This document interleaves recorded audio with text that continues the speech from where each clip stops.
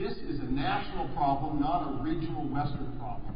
And especially, this is about the health of the American economy. We may fret in the United States about running out of oil, but water lubricates the American economy just as oil does.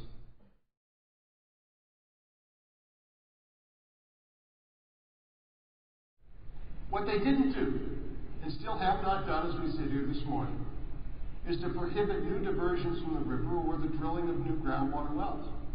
And to this day, you do not even need a permit in Georgia to drill a well unless you're going to pump more than 100,000 gallons of water per day. And then you need a permit. And the permit's easy to come by.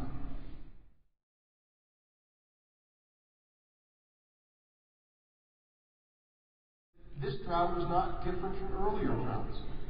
Well, then why were the consequences so much more severe? And the reason why the consequences were so much more severe has everything to do with population growth. Atlanta is the epitome of sprawl.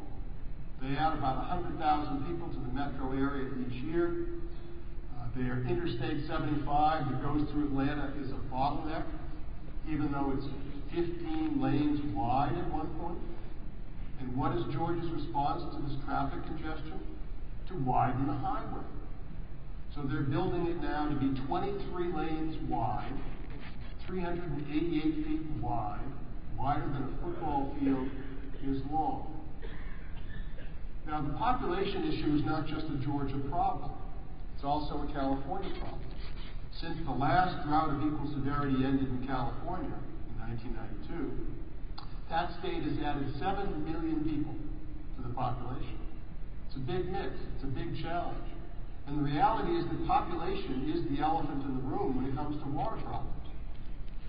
We bumped over 300 million in the U.S. about 3 years ago. Yet the Census Bureau predicts that by the year 2050, we will have 420 million Americans. Where on earth are we going to get the resources, including water, for an additional 120 million fellow U.S. citizens?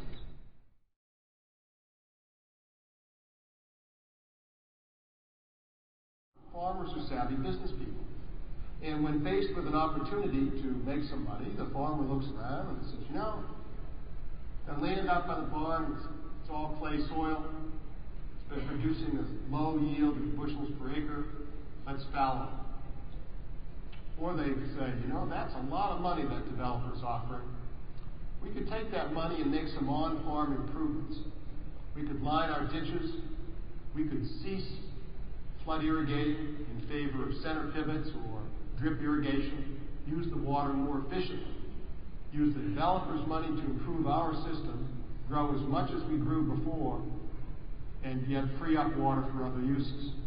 Or the third thing they're doing is farmers are readjusting their crop mix.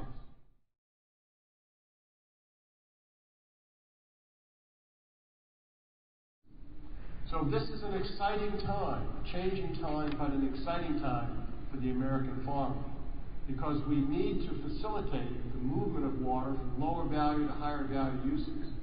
There remains a lot of water used in very inefficient ways, either growing crops of very marginal value, or doing it in the worst times of the year, or using inefficient systems to do it. And that is the way we're going to free up water